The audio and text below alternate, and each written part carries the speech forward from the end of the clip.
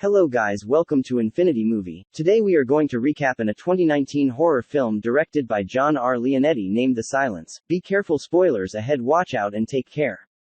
The movie is set in a dystopian America where a deadly pandemic has spread through some northern states. The weird thing about this pandemic is that anyone who speaks will die. A news report shows graphic images of some people that fell victim to the pandemic. In another video, a terrified woman is seen recording herself while inside a car. Her daughter's mouth has been taped shut so that she doesn't scream, and the woman is holding a sign which mentions, "Don't make noise." Too bad tweeting doesn't also get people killed. Due to all of this, the government has declared a state of emergency while suggesting everyone stay indoors and switch off their phones. Just a few days later, the pandemic has already decimated parts of the country. In an underground metro, there's blood and dead bodies everywhere. The surviving passengers have taken refuge inside train carriages, nervously hoping for the catastrophe to end. Suddenly, a baby starts crying and his mother fails to make him stop. Terrified of the noise, a group of passengers proceed to kick the baby out of the train, but the mother decides to leave with him. Sadly, her decision turns out to be fatal, as in just a matter of seconds, something catches up to them. Following this, the movie rewinds back to the time where it all started. A group of archaeologists are digging through uncharted caves in Pennsylvania, 1,000 feet beneath the Appalachian Trail. They come across a massive, never-before-seen dark chamber and begin to celebrate. However, suddenly, they hear strange noises coming from inside of it, and lo and behold, the researchers come under attack by unknown flying creatures who instantly kill them and fly out of the mine. The movie then cuts to a high school in Montclair, New Jersey. A deaf teenager named Allie Andrews is waiting for a bus when she realizes that a bunch of douchebags are mocking her for being deaf. She ignores them and decides to walk back home. Allie lost her hearing ability in a car accident 3 years ago. She also lost her paternal grandparents in the crash. She communicates with others through sign language, lip reading, and speaking. Also, douchebag detection.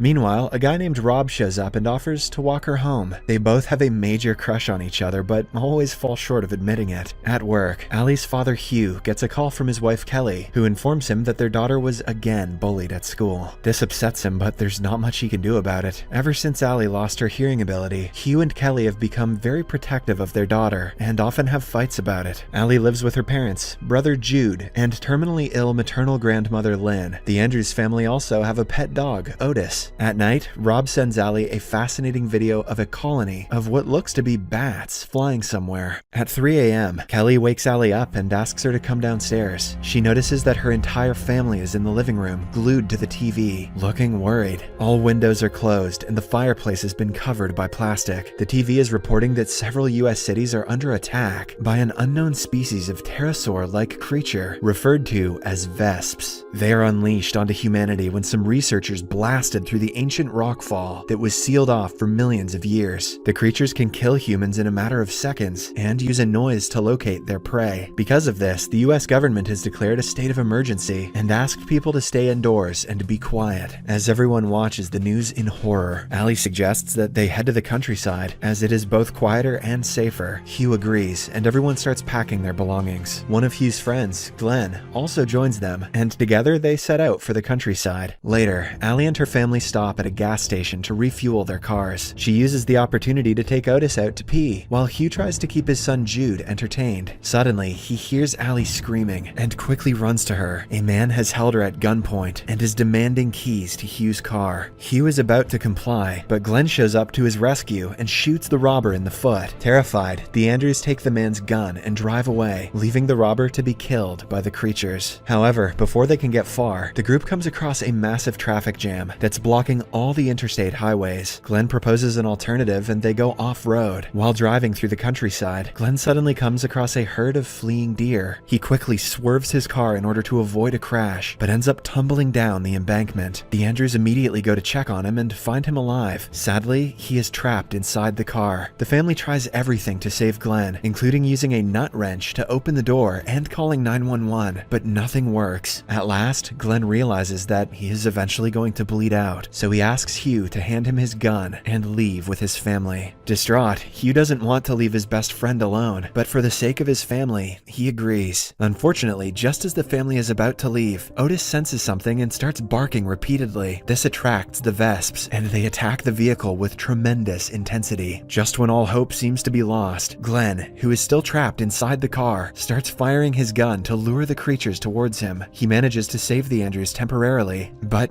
gets himself killed in the process. All this time, Otis keeps on barking. Hence, left with no choice, Hugh makes the difficult decision and lets the dog out of their car to die. The Andrews then realize that they can't drive away in their car without attracting the Vesps, so they decide to abandon it. Hugh lights his car on fire to distract the Vesps and sets out on foot with his family to find a shelter. They walk for hours, and Lynn struggles to keep up with her coughing, putting the family at risk. By evening, the family comes across an isolated house surrounded by a high fence and a locked gate. When they try getting in, the gate makes a noise and attracts the Vesps. Soon, the homeowner also comes out with a gun. Seemingly unaware of the current situation, she tries threatening the intruders, but the Vesps immediately swarm her and rip her apart. Damn, she didn't deserve that. After the incident, Hugh looks around the property for an alternate exit and comes across a storm drain tunnel that leads into the compound. He ventures into the property first to make sure it's safe. After getting the green light from Hugh, Allie and the others enter the tunnel, but inside, Jude comes across a rattlesnake, which makes him scream and attracts the Vesps. The Vesps kill the snake, but they also bite Kelly's leg. With time running out, Hugh quickly operates a wood chipper to distract the creatures and shreds them to death.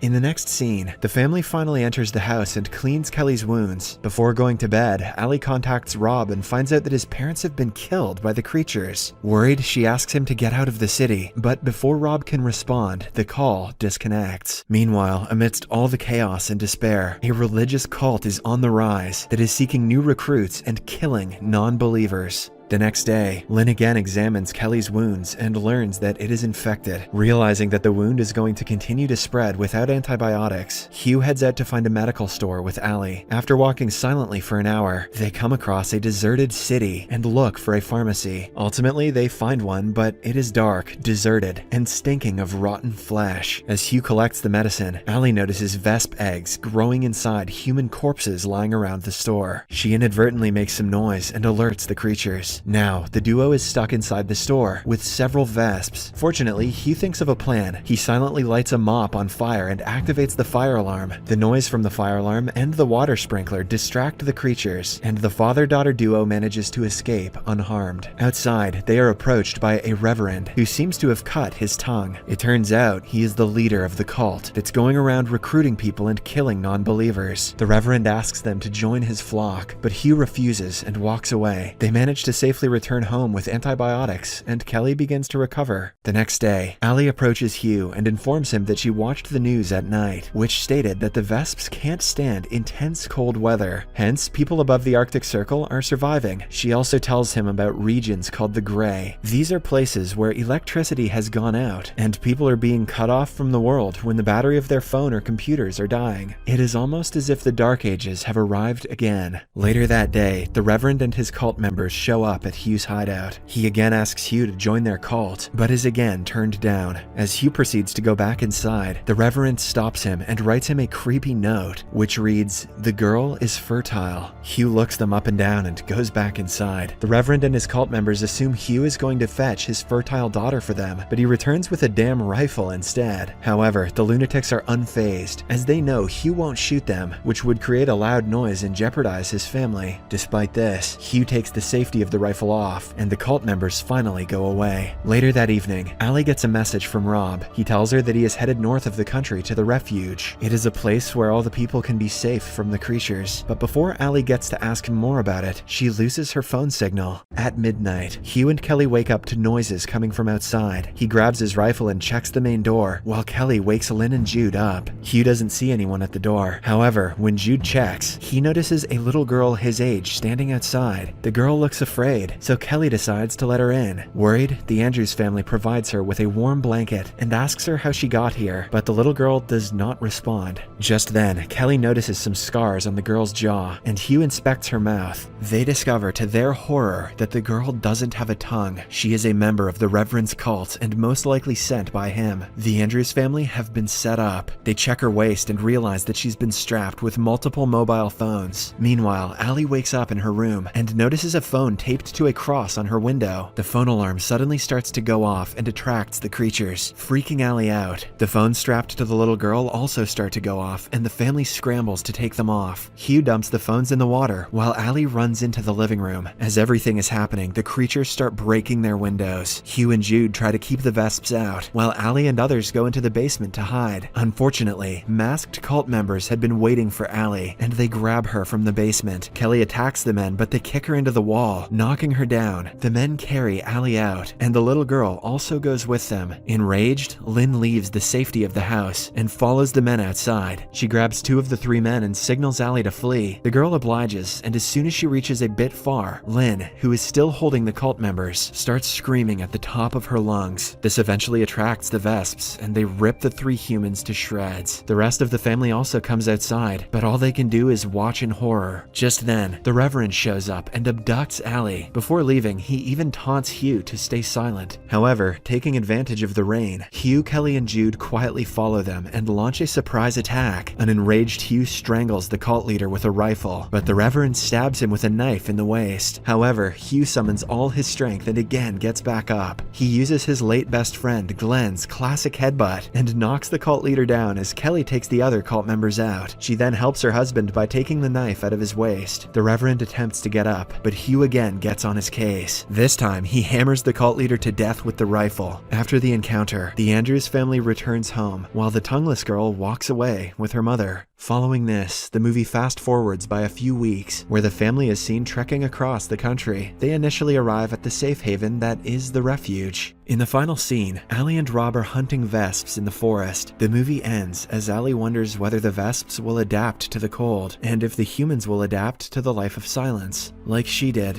when she lost her hearing. In other words, very little progress has been made since the beginning of the movie.